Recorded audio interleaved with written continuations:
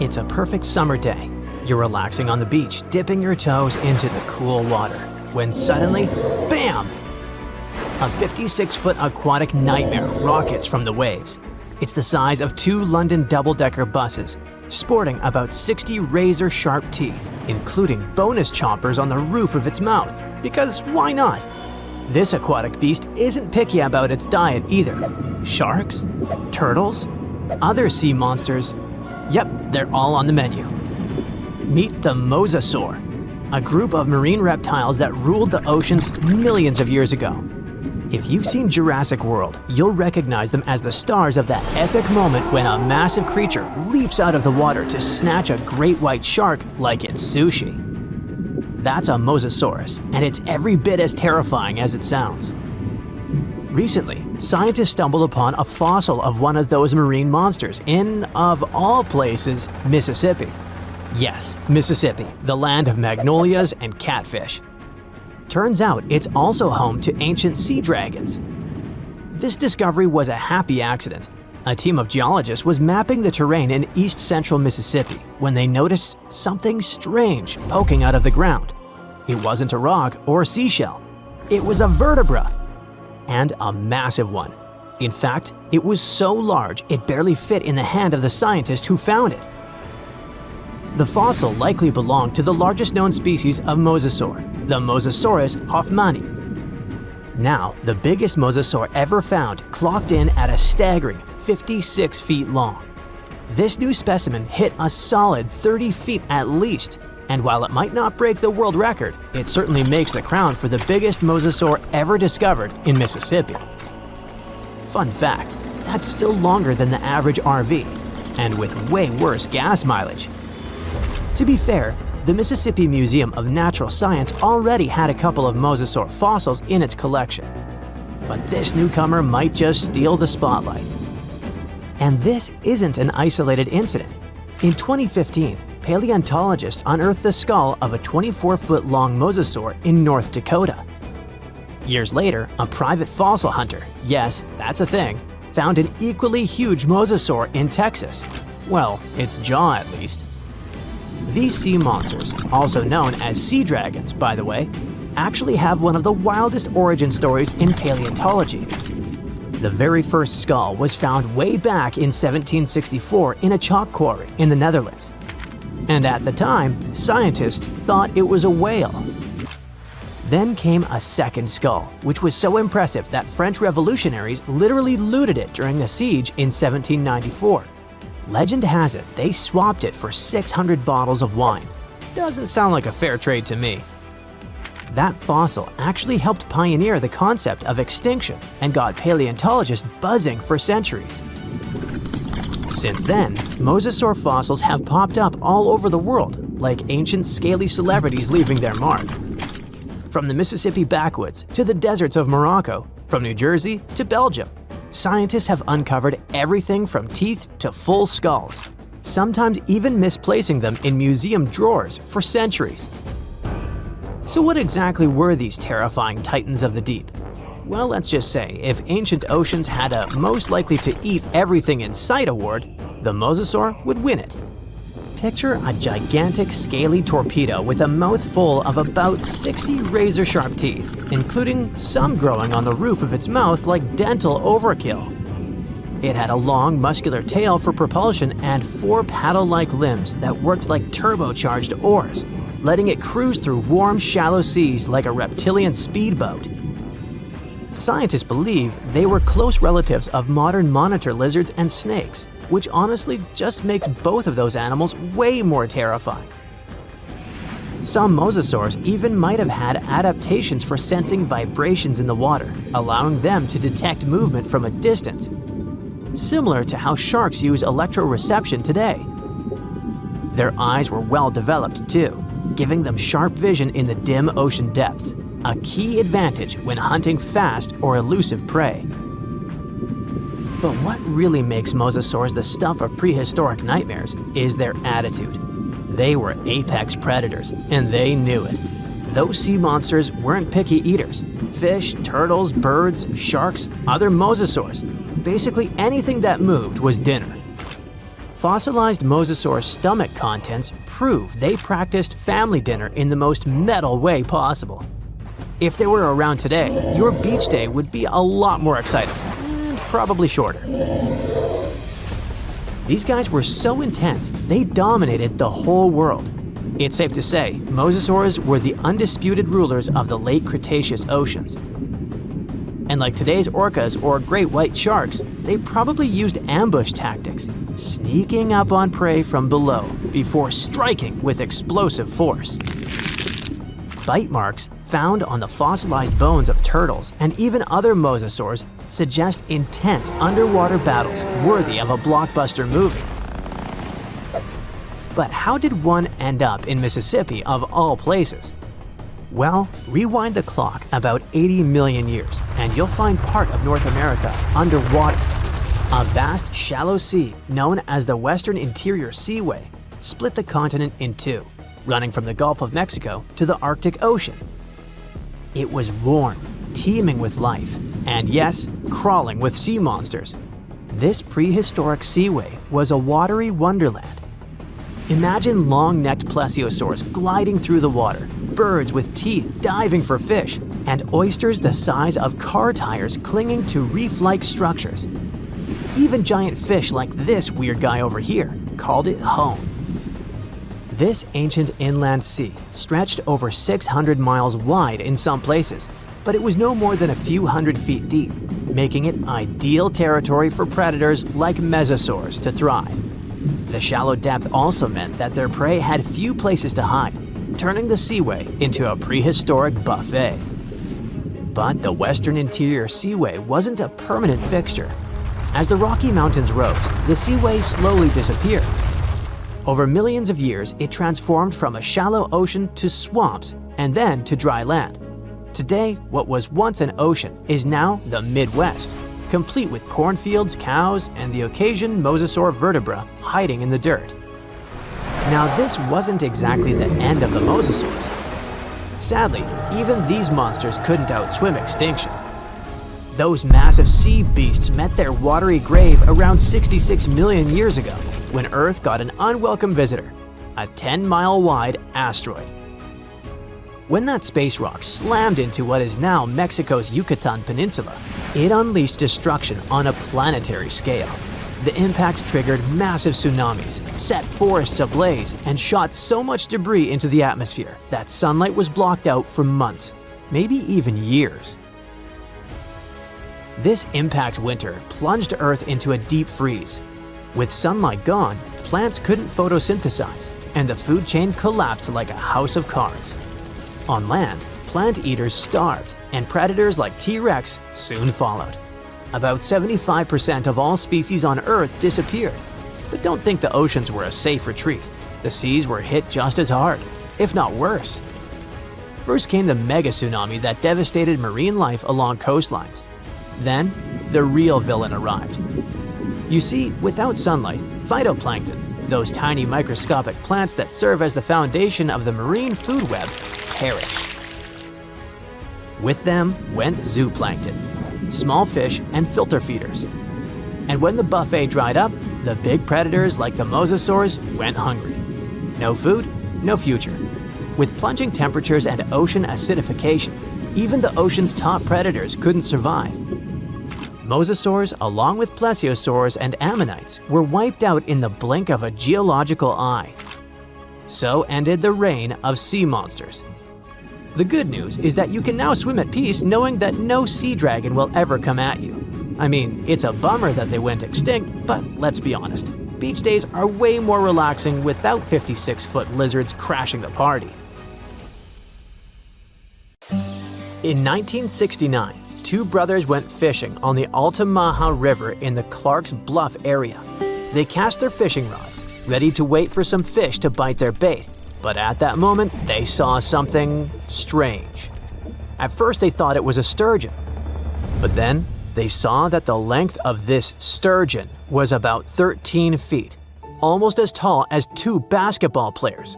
Of course, such a size didn't frighten the brothers because some species of sturgeon can reach a length of 24 feet, which is about 3.5 basketball players.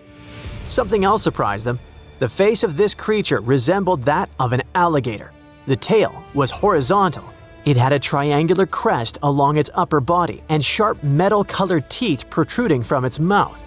A creature that looked like a dinosaur was quite an unusual phenomenon for the time when Steven Spielberg was an aspiring young director and didn't even think about creating Jurassic Park. So, on that day in 1969, two brothers saw something elusive, like Bigfoot or the Loch Ness Monster. They saw a creature that had been the subject of stories for centuries, a creature that is being searched for even today. They met Altamaha. This is a famous and narrow circles monster that lives near the mouth of the Altamaha River in southeastern Georgia. People from the Lower Muskogee Creek tribe talked about it long before the British colonization. In ancient times, there were legends about a snake-like lizard that bellowed and hissed. So this monster has already been elusive for several centuries. But do you know what distinguishes Altamaha from Nessie, Chupacabra, and others? Yes, there are no bad quality photos or videos of Altamaha, but there's a huge amount of evidence from different periods. For the locals, Altamaha is so real that one artist created a detailed statue of this river beast. Of course, it's not accurate because it's based on eyewitness accounts. But you'll probably agree that it would be scary to see such a cute animal in the middle of the river while fishing. Almost all the stories are about a creature without hind limbs, but with front flippers, which swims like a dolphin, has a crocodile face, big eyes, and large, sharp teeth. It's gray or green with a whitish-yellow belly and a bony crest on its crown. And most interestingly, people have seen this creature in different sizes. Of course, when you see an unknown dinosaur-like thing, you can exaggerate its size or estimate it incorrectly, which explains the difference in statements. But there's also a probability that Georgia is home to a big family of Altamaha. One of the first people to see this creature and report it to a local newspaper was Captain Delano. On his schooner Eagle, he was sailing near St. Simon's Island, below the mouth of the Altamaha River, when he saw a creature about 70 feet long, which is almost twice the size of a school bus. Its body was like a barrel, and its head was like that of an alligator. It's possible that the captain greatly exaggerated the size of the monster because of the excitement, but several other people who were with him in the boat confirmed his words. From that moment on, reports of the river monster began to appear more often. Someone saw it flashing along the river. Others saw how it behaved defensively towards people. And some people reported that Altamaha was just basking in the sun. Just imagine its displeasure. Not only fishers met Altamaha. In the 20s of the last century, lumberjacks were crossing the river and saw a huge snake-like monster. In 1935, a group of hunters saw a creature they called a giant snake. In the 1940s, Boy Scouts encountered a similar creature. And in the 1950s, two employees from Reedsville State Prison saw it. For so many years, people have been meeting it, and no one has ever managed to catch the monster. Perhaps it's smarter than it looks and always very careful. Maybe people are afraid to touch it. Perhaps they consider it a national treasure and protect it. But one day, there was a case when Altamaha almost fell into a trap. In the summer of 1980, two men saw a monster wallowing on a muddy shore. It seemed like it was stuck and trying to get out. The witnesses said that the rough, dark-skinned creature had finally left the shore, dived into the water, and disappeared. Later that year, another man said he had seen something similar. A snake-like large creature with two brown humps protruding from the water. It dived into the water and churned the surface, like a boat while moving. Other witnesses catching crabs described Altamaha as the largest eel in the world. Okay, stop! Many saw it in the last century, but what about more recent news? Is the monster still alive? Oh yeah. In 2002, a man was pulling a boat upriver near the town of Brunswick when he noticed something large, 20 feet long and about 6.5 feet wide, breaking out of the water. In 2010, a photographer caught something strange on camera floating along a canal in the city of Darien. And these cases are just the ones we know about. Surely, many people have seen this thing but haven't talked about it in newspapers or on the internet. If you don't believe these stories, you can go to Darien, get on a boat, and ride along the river to see this monster with your own eyes. Yes, according to reports, this creature always tries to avoid people.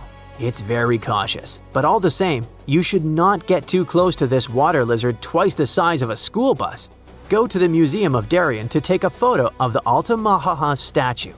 There are also souvenirs with the image of this monster.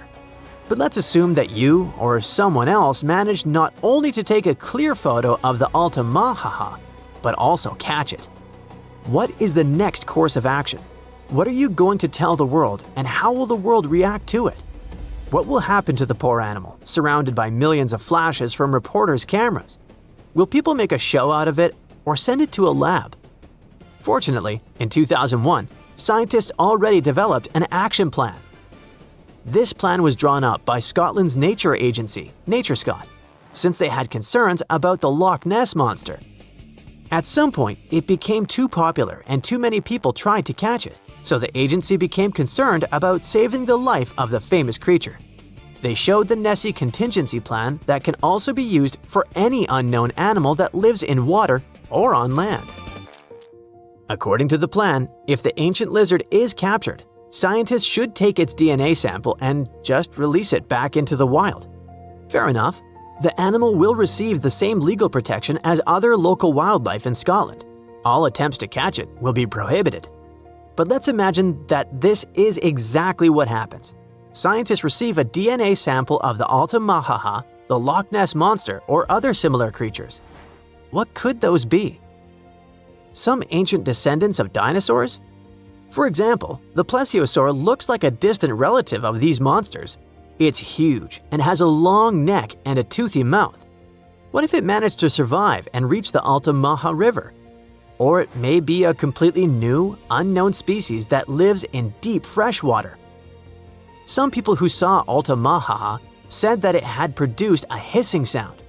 What if it's some kind of ancient python or anaconda that moved from land to water and grew fins? In any case, it should not be ruled out that it may be some kind of eel or sturgeon. One day, someone saw it, was impressed, and told other people about it with great exaggeration.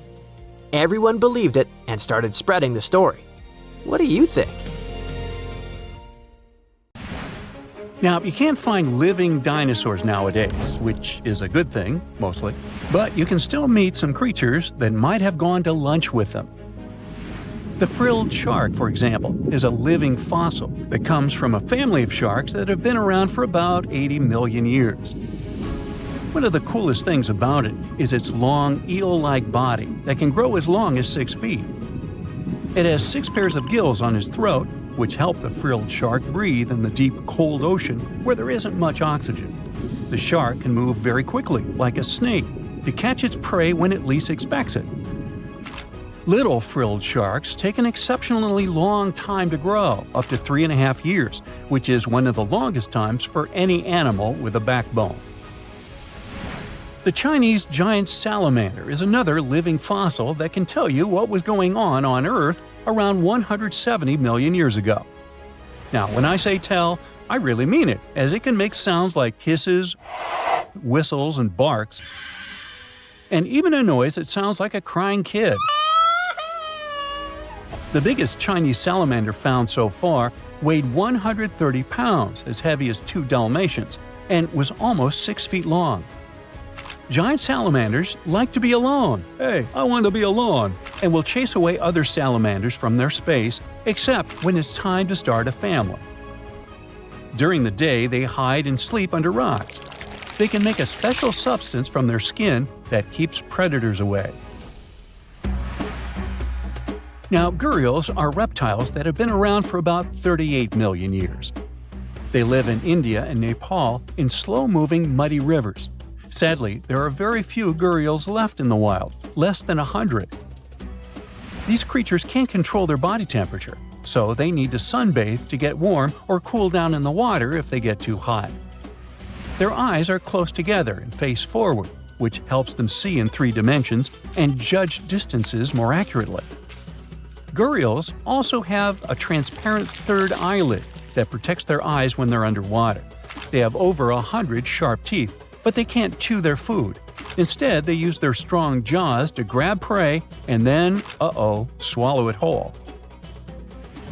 The alligator gar is a fish that has a family history of more than 100 million years. It still has some cool features from ancient times, like being able to breathe both air and water. It also has a special spiral-shaped intestine, like a shark. The alligator gar is one of the biggest and heaviest fish in North America. Just like an alligator, it has a long body and snout, plus a row of sharp teeth. But instead of legs, the gar has fins to help it swim underwater. The tuatara isn't a lizard as you might think, and isn't a dinosaur either. This New Zealand resident is one of the most unique animals in the world. Scientists love studying tuataras because they can help us understand how today's lizards and snakes evolved. One of the coolest things about the tuatara is its third eye, called a parietal eye, on its head. It has its own lens, retina, and a nerve that connects it to the brain. Scientists think it might help the tuatara know when it's light or dark outside and absorb sunlight to make vitamin D or help them keep their body temperature exactly right. Tuataras can live an extraordinarily long time, up to 100 years. Cassowaries are the youngsters on our list, as they've been around for only 60 million years. They have some things in common with dinosaurs, like their three-toed feet and how they breathe. Cassowaries love to eat fruit, lots and lots of fruit. This love of fruit helps the rainforest because when cassowaries eat the fruit, their bodies don't harm the seeds inside. As they move around the forest, they spread these seeds, you can guess how, with their own natural fertilizer, helping new plants grow. Cassowaries are big birds, about 6 feet tall and weigh over 100 pounds. They have a special claw on each foot that is 5 inches long, and they can use it to kick real fast. If they feel threatened, they can charge, kick, and even jump on someone. They can also leap up to 5 feet in the air. So, the best thing to do is stay far, far away from where they live. The order Notostraca is a group of crustaceans that you may know as tadpole shrimp or shield shrimps. These animals have been around for about 360 million years. They have a wide, flat shell that covers their head, and they have a pair of eyes on top. These creatures can be found all over the world in different kinds of water, like freshwater, brackish water, and even salty pools. They can also look different depending on where they live. Notostracans aren't picky eaters and can snack on pretty much anything, from plants to small animals and other shrimps. Some of them are considered pests in places like California rice paddies because they stir up the mud, which blocks sunlight from reaching the young rice plants. Sturgeons are some of the largest fish species on the planet. They live only in the cool waters of the northern hemisphere and never travel below the equator. Even though they are huge, sturgeons don't have teeth. They eat by sucking food off the bottom of rivers, gulfs, lakes, and oceans. Scientists believe that sturgeons came from a group of fish that first appeared around 419 million years ago, long before dinosaurs even existed. Their ancestors survived a big extinction event that wiped out 90% of all species and went on to become the largest fish in many rivers in North America and Eurasia. Sturgeons can live up to 100 years old or even older. Female sturgeons can lay up to 3 million eggs at a time, but not all of the eggs eventually turn into real fish. Our next hero, the Pacific lamprey, has successfully lived through at least 4 mass extinctions. Its ancient ancestors evolved over 450 million years ago. These creatures have cartilage instead of bones and a third eye, which is a special light-sensing organ on top of their heads. Instead of a regular jaw, they have a mouth surrounded by teeth. They latch onto prey and sup up body fluids like real underwater vampires. And although he wasn't living underwater, the story goes that King Henry I of England might have lost his life because of a lamprey. The English monarch loved this fish so much that he defied doctors' orders to stop eating its flesh. He got sick every time he'd have it, but the lack of bones and the unusual taste made the royal fall in love with it. As a result, he got some scary symptoms from eating lamprey and eventually passed away. Can you say clueless? The elephant fish, also called the Australian ghost shark, has been on Earth for around 400 million years. Even though they're related to sharks, they aren't actually sharks. Instead of bones, their bodies are made entirely of cartilage. These fish have a special shiny tissue in their eyes that can make their eyes look like they change color from yellow to green. Elephant fish can be pretty tough and will fight back if they feel threatened. They like to be alone and usually don't hang out with other fish. Horseshoe crabs also deserve the title of survival champs, as they've been around even before dinosaurs, since 450 million years ago. 4 species are still roaming the ocean from Maine all the way to Mexico. Horseshoe crabs are more like spiders than ticks than they are like real crabs. They have 9 eyes, plus extra light sensors near their tails so they can see really well. They breathe underwater using flap-like gills near their belly, and sometimes they use these gills to swim upside down. Every spring, when the tide is high, these creatures come up to the beach at night to mate and lay their eggs, and you can see hundreds of thousands of them. Thanks to sci-fi, we usually imagine extraterrestrials as smart beings with huge heads walking on 2 legs. But if life really exists out there, it could look like, well, anything. From an upside-down nightmare to a weird water creature looking like it was drawn by a toddler. But we don't need to travel across the universe, just back in time. Because a long time ago, Earth already had a creature like that. This is the story of the Tully monster, one of the most bizarre creatures that scientists still can't explain. Around 310 million years ago, Earth was a drastically different place. Today, our continents are scattered like pieces of a broken plate, but back then, during the Carboniferous period, the planet had one supercontinent, Pangaea. That was more than 200 million years before a T-Rex was chasing down a Triceratops. Huge areas were covered in warm, shallow seas and swampy coastlines, with thicker air and higher oxygen levels. Oceans were filled with creatures that never made it past evolution's experimental phase, like this little guy. At one point, the area that's now Illinois was just shallow coastal waters and muddy shores. Sediment from rivers often buried marine creatures, and sometimes trapped them in iron-rich nodules before they could rot away. That's how soft-bodied animals, which usually don't leave fossils, were preserved in detail at a spot known as Mason Creek. Every single Tully monster fossil we know of comes from this one place. It's entirely possible that these strange creatures were swimming all over the prehistoric world. But this could be the only graveyard that had the needed chemistry to preserve their bodies until we found them. But wait, what exactly is this thing? Well, first off, it was named after Francis Tully, the Illinois fossil collector who first found it and brought it to scientists. And second, it wasn't a monster, that's for sure. The animal was pretty small, usually only about 3 to 14 inches long. It had a soft, swimming torso shaped like a thick worm or a slug without any hard shells or bones. But its front end was both the coolest and the weirdest part. It had a long, flexible nozzle sticking out of its face, almost like a vacuum hose, except at the end of that hose was something resembling a claw. The snout itself wasn't rigid, it could extend and bend, similar to how an elephant uses its trunk, or how an octopus reaches with an arm.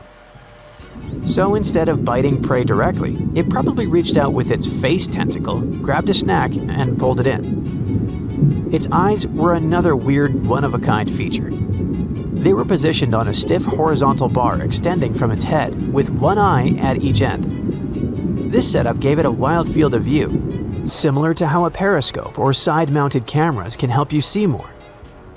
Most animals fall into 2 groups, vertebrates and invertebrates. Vertebrates have a backbone like fish, dinosaurs, dogs, and us humans.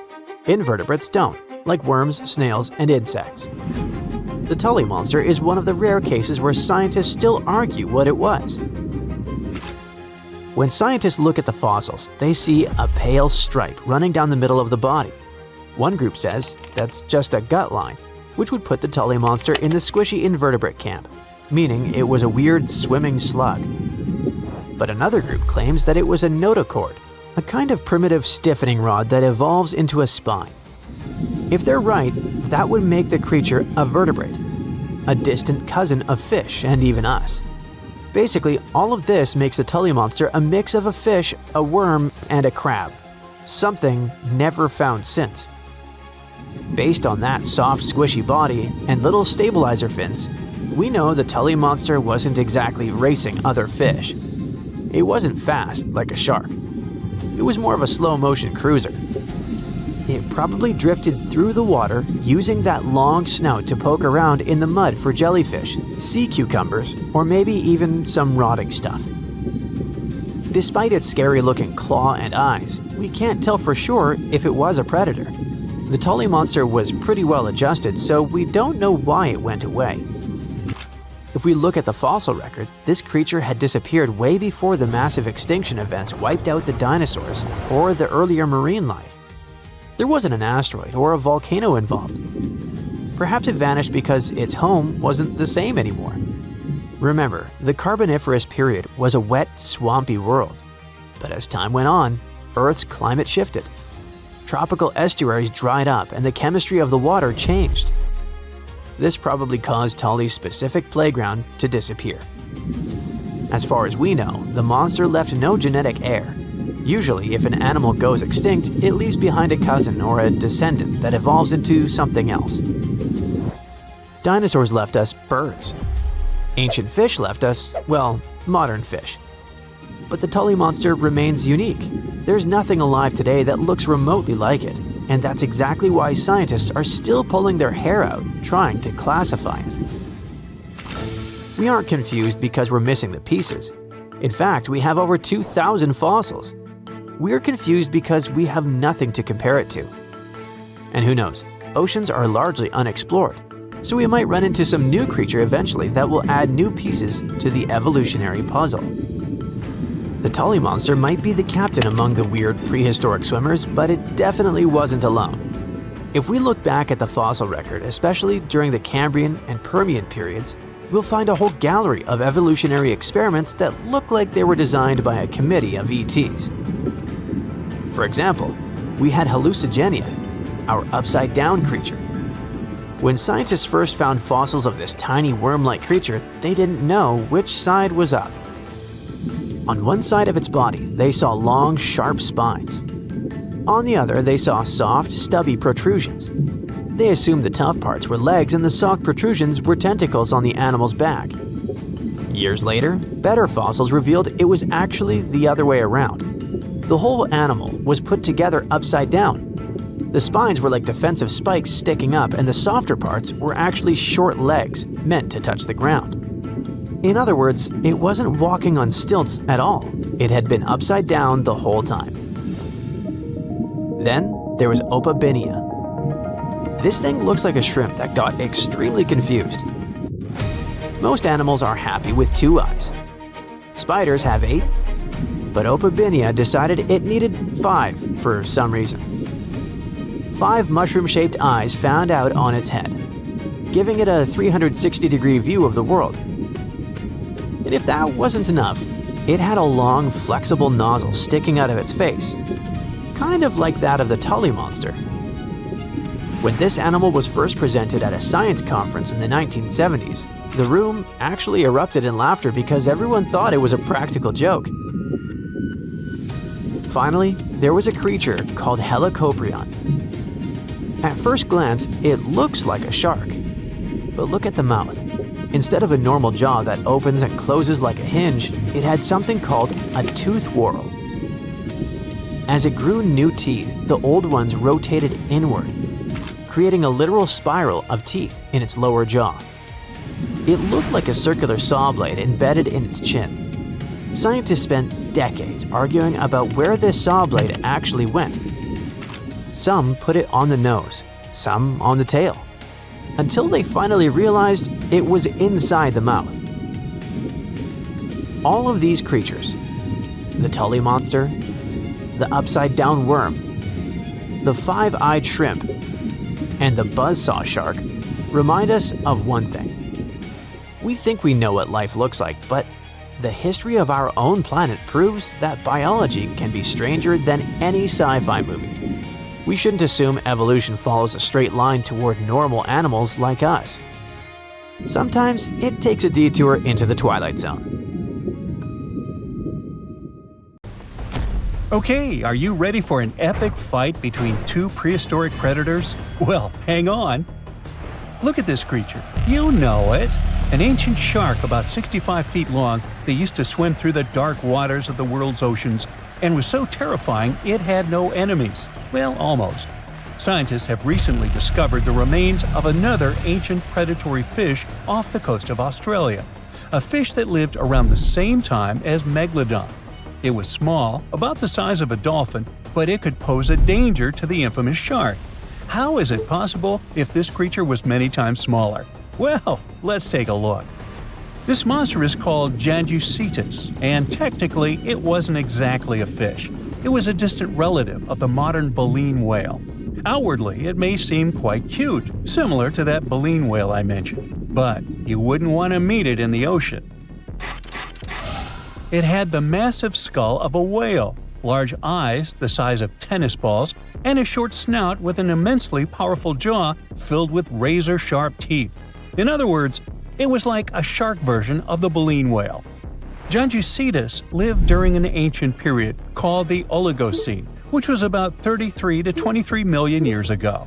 At that time, there was an incredible abundance of life in the world's waters. Giant penguins, small whales, sharks 2 to 3 times larger than modern ones, primitive dolphin species, and many other unusual creatures.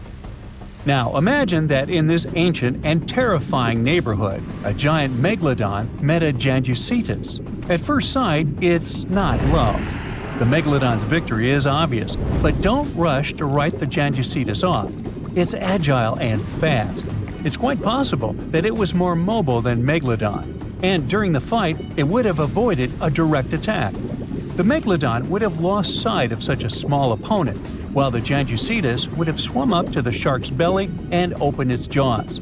They're small, but there are a lot of sharp teeth. Now, these teeth were designed to rip and cut. The Janjucetus would attack the Megalodon with a small but very unpleasant bite, and the shark would have swum away after such a punch. But who knows? Maybe Megalodon would have immediately eaten Janjucetus in the first seconds of the fight. Megalodon could have won, but in terms of speed and mobility, it would have lost. So let's look at something bigger, something that could actually have competed with Megalodon. It doesn't have to be a monster living at the same time as the ancient shark. We can make our own rules. Imagine that all ancient marine creatures ended up in the same pool with Megalodon. So its next opponent is the Liopleurodon. Now initially scientists thought that this monster could grow to be 82 feet long, which is even larger than Megalodon.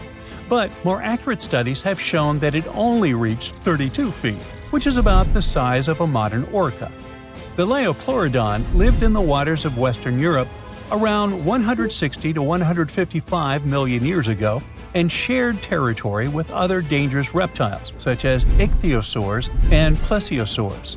Yes, it was smaller than them, but it had one big advantage. The Liopleurodon possessed one of the largest jaws in the animal kingdom, which accounted for about 20% of the total length of its entire body. That's a mouth. Its jaws were about 6.5 feet long. A huge, toothy mouth the size of an adult basketball player filled with smooth and dagger-sharp teeth, ideal for cutting steaks and peeling ammonite shells. And by the way, scientists suspect that ammonites and squid were the creature's main diet. This super predator was also a very fast and agile creature that ambushed and attacked its prey from below. Megalodon would have been in big trouble. The grip strength of a Liopleurodon would surely be more powerful than that of Megalodon. Besides, the Liopleurodon's size and mobility would allow it to attack the enemy from different sides. It's probably why Megalodon would have lost in that fight. The next opponent for our Megalodon is the Dunkleosteus, and to be honest, this guy has almost no chance of defeating the large ancient shark. But the Megalodon probably wouldn't have beaten it either. The Dunkleosteus was one of the earliest predators of the ocean. It lived in the late Devonian, about 382 to 358 million years ago. Its size was about 13 to 32 feet or even less. And it also had no teeth. What? A predator without teeth? How did it survive in a dangerous prehistoric world? Well, it grabbed and chewed food with the help of special jaw growths. Those growths were so powerful that they could pierce steel, if there was any around. In a sense, these were not teeth, but bones. Okay, let's say the megalodon grabbed this predator by the belly and it couldn't do anything with its growths. But the problem is that the megalodon would have hardly done anything either, because the Dunkleosteus was a heavily armored fish. Just look at this shell. It probably limited its mobility, but it provided incredible protection. This monster felt like a big stone in the teeth of the megalodon. It's unlikely that the megalodon would have wanted to chew this stone. It would have spit it out, and both predators would have gone about their business. We've got a draw here. And now, the final match. Here's the next opponent. Do you see anything? Is this enemy invisible? What's happening? Ah, there it is. Meet the telemonstrum. It's a tiny ancient monster, just 11 inches long. Huh? What can it do to a giant shark? Next to the megalodon, the telemonstrum is like a box of matches compared to a human. But if the megalodon had had a developed brain, like people do, it would have been very scared of this creature and would have immediately swum away. Many people scream and run away in fear when they see a creepy insect crawling or flying, or when a mouse runs across the floor. Some of us jump on the couch in horror. Not all of us, but some. The megalodon would have jumped out of the water like a dolphin if the telemonstrum had charged at it. Just check it out. It looks like an underwater bike with a long trunk with a jaw at the end. And these handlebars, where you would put your hands to control your bike, are the eyes. It's like the eyes of a hammerhead fish, only thinner and longer. The body of a squid, cuttlefish fins, snail eyes, and a toothed proboscis. This is a horror movie character. Scientists say it probably hunted jellyfish, small fish, and shrimp. And it didn't chew the food, it licked it like ice cream. Obviously, it's not an opponent for the megalodon, but it's still a creepy monster. Well, what would have happened had it really started a fight with the megalodon? It would have been difficult for the ancient shark to find it. It would have been unlikely to catch this tiny monster in the mouth, and the telemonstrum wouldn't have been able to do anything to the megalodon either. However, I can think of one strategy. The creepy creature had a long trunk. What if it had just swum under the megalodon's fin and started licking it? If the shark had felt the tickles, then it would probably have worked.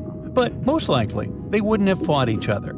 It seems like they would have made perfect friends. The telemonstrum lived about 300 million years ago in shallow seas and estuaries that covered the territory of the U.S. When scientists discovered this creature in 1955, they were shocked because no one had any idea what it was. Experts compared it to worms, tunicates, conodonts, mollusks, and vertebrates. And do you know who it really was? Well, scientists still have no idea. They can't determine its place on the tree of evolution. Perhaps this is some new branch, and its descendants simply haven't survived to this day. The megalodon was one of the most dangerous predators on Earth. But now we know that other equally scary monsters lived in the oceans. But what if the megalodon lived today? Who could have defeated him?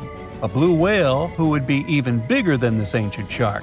But the blue whale seems to be a kind animal. It wouldn't fight. How about the kraken? The kraken versus the megalodon? Well, let's save this fight for another video. Many terrifying animals live deep beyond the waves, like this vampire squid living 3,000 feet below the surface in almost complete darkness. This animal has a cloak, like a vampire's. That's why it's called the vampire squid. Deep down at the bottom, it can't use ink to defend itself. So this animal has developed an unusual tactic. It glows slightly to scare away predators.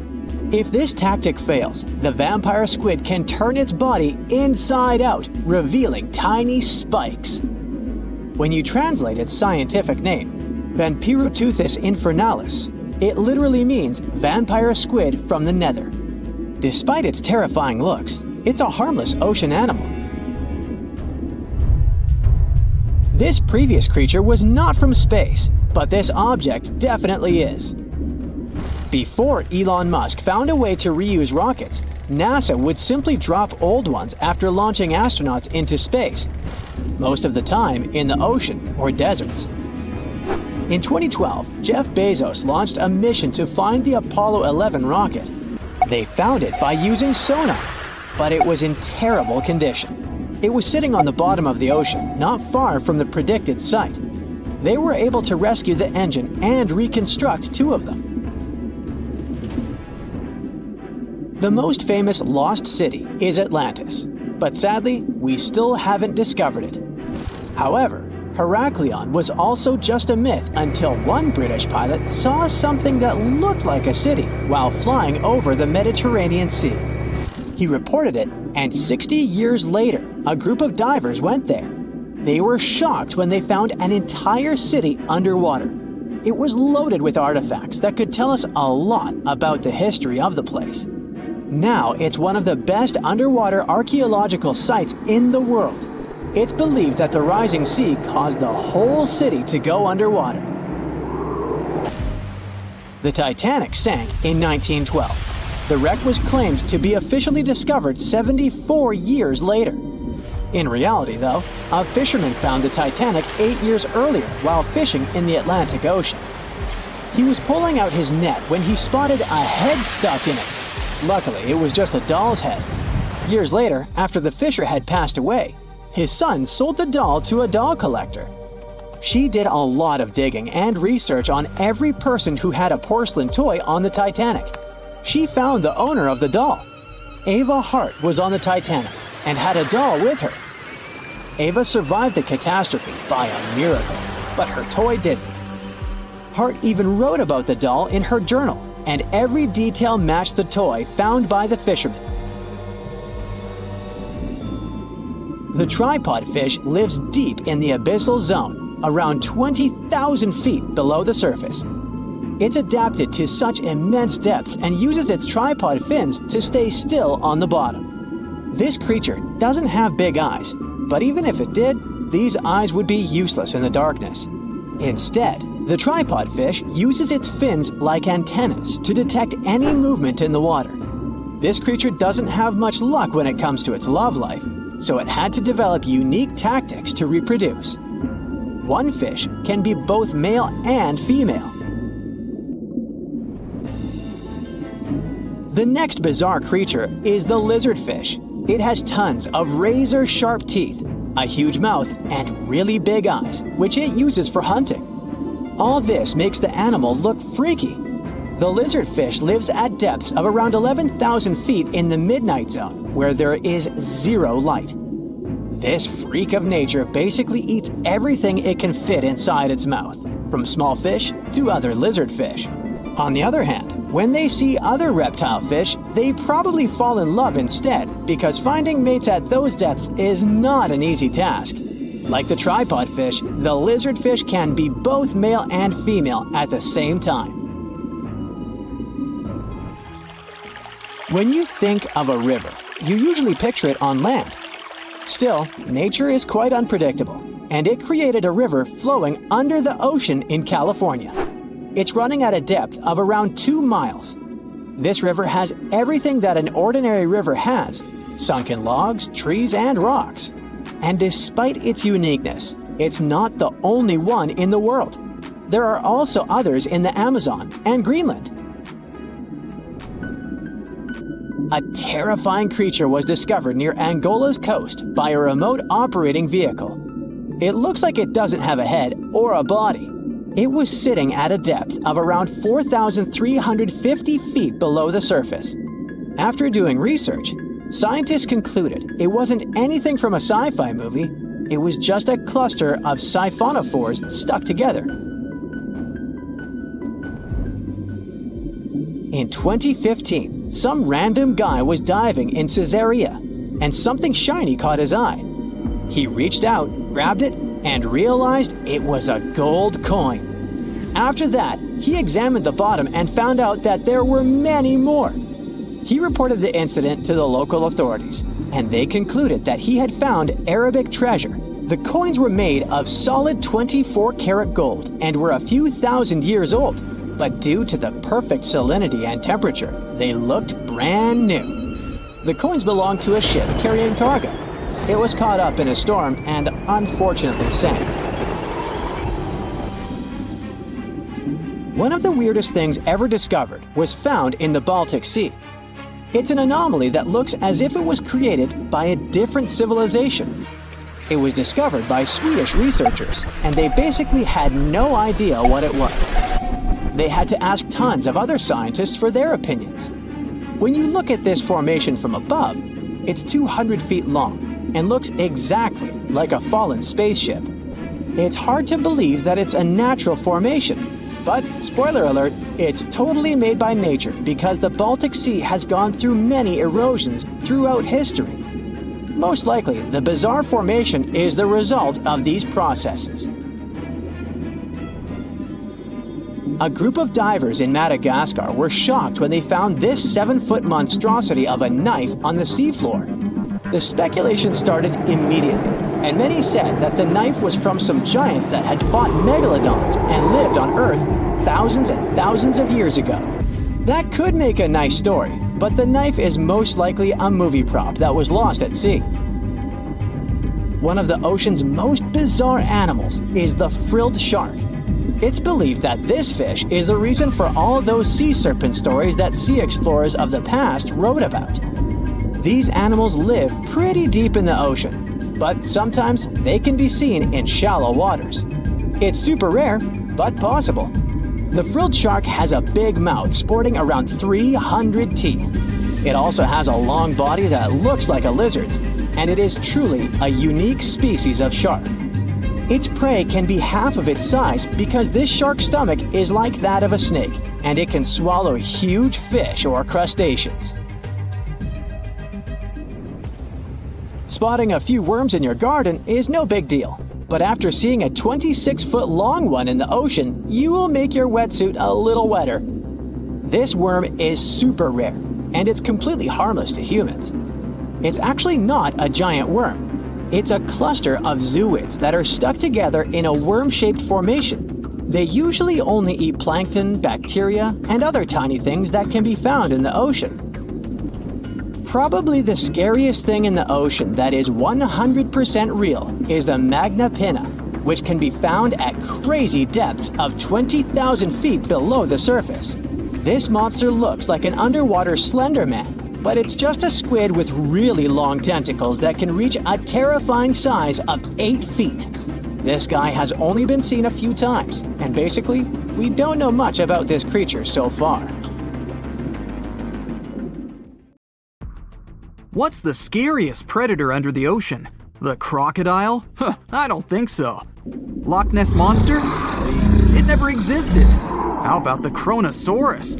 Well, it is extinct, but you might be onto something. Let's take a look at what it'd be like if these creatures were still around today. First things first, what on earth was it? The Kronosaurus was a marine carnivore that lived in the cool, high-latitude Eromanga Sea. It covered vast areas of inland Australia between 90 and 120 million years ago, during the early Cretaceous period. Near-complete fossils of the creature were also found near Colombia, which is a country that has a noted connection to prehistoric reptiles and turtles.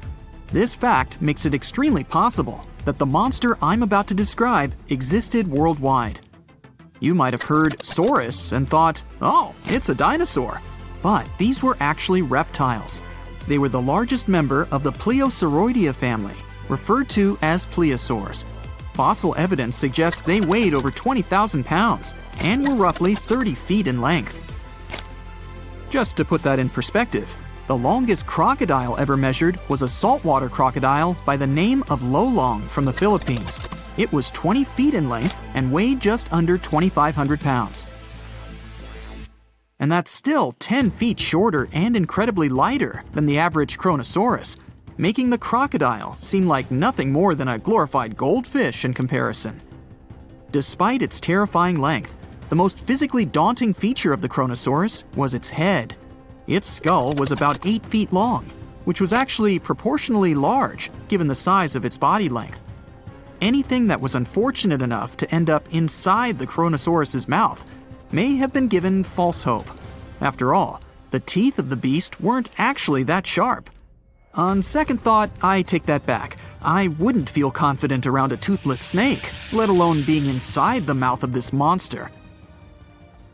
But it's true that the Kronosaurus's teeth weren't sharp, especially when compared to other carnivorous reptiles, such as crocodiles and alligators. The teeth of this prehistoric sea creature were instead conical. This means that they were cone-like in shape. Unfortunately, this lack of sharpness didn't make them less dangerous. The teeth were enormous and could be up to 12 inches long from the crown tips to the bottom of the roots. This obviously meant that the Kronosaurus had an extremely powerful bite. It was estimated to be up to 30,000 newtons, which is almost twice as powerful as the bite of a large saltwater crocodile. Because of the bluntness of their teeth, they weren't suited for twisting their prey once in their grasp. But the size and shape of the teeth made them perfect for simple open and shut biting. They would have had no problem crushing hard objects such as the toughest of shells any sea turtle could offer.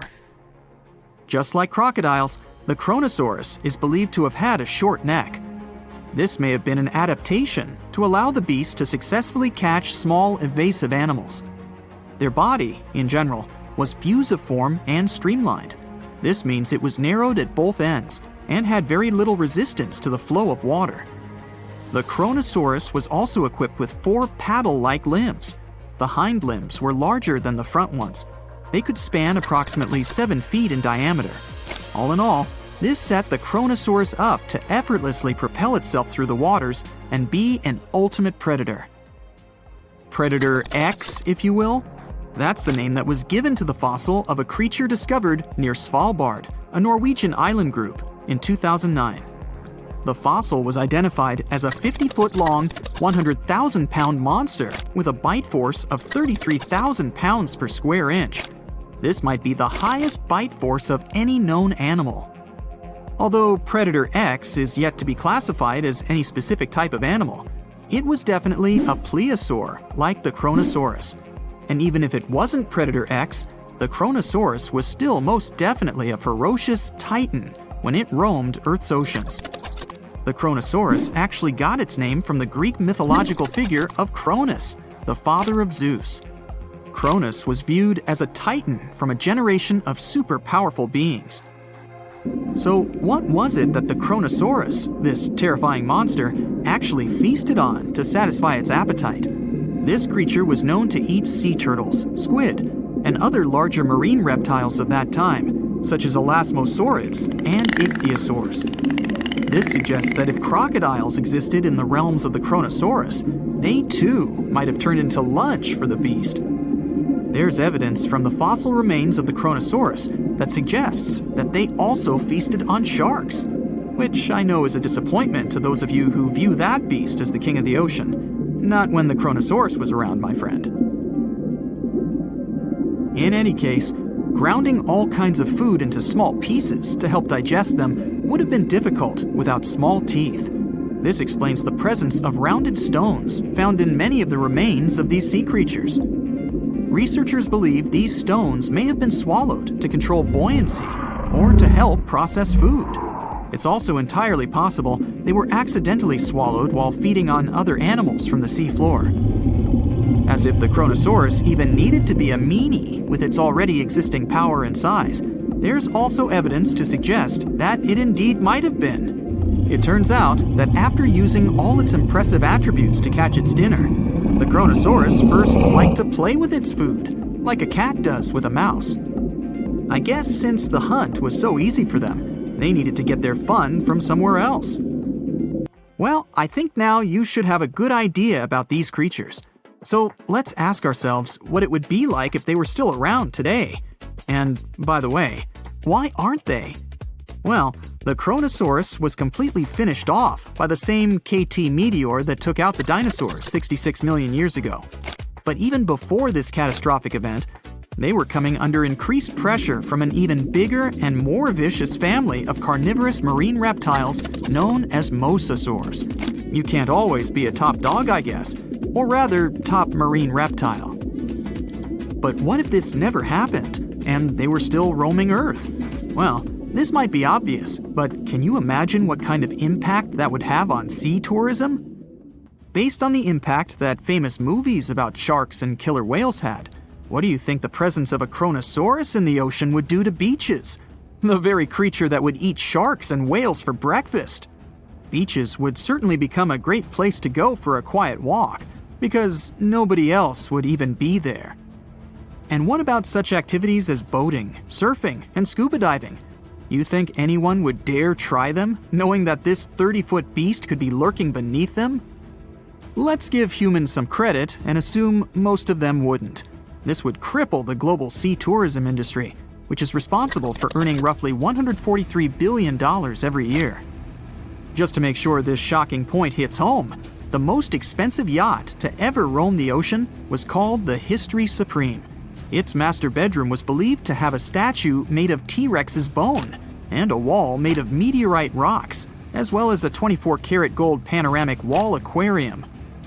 Anyway, this yacht was worth nearly $5 billion, meaning you could buy 38 of them with the money lost in potential damages to sea tourism caused by the Kronosaurus. I'm sure that the yacht's owner was happy the beast never made an appearance in their luxurious aquarium. So luxurious, in fact, that some people believe the History Supreme, reportedly owned by some business genius from Malaysia, never even existed.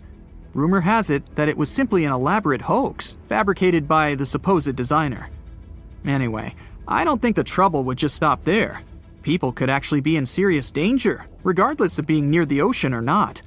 No, I'm not about to tell you that this thing would grow legs, adapt to living on land, and start picking us off one by one. At least, I hope not. I'm just going to point out the damage that the Kronosaurus would inflict through its devastating impact on sea trade. In America, ocean transit accounts for 76% of national trade. On top of this, more than 100 vital pharmaceutical products originate in the sea. I'll also state the obvious and point out that the ocean is a huge food source for us humans. The presence of the Kronosaurus could have a great impact on our relationship with the ocean, something we usually take for granted.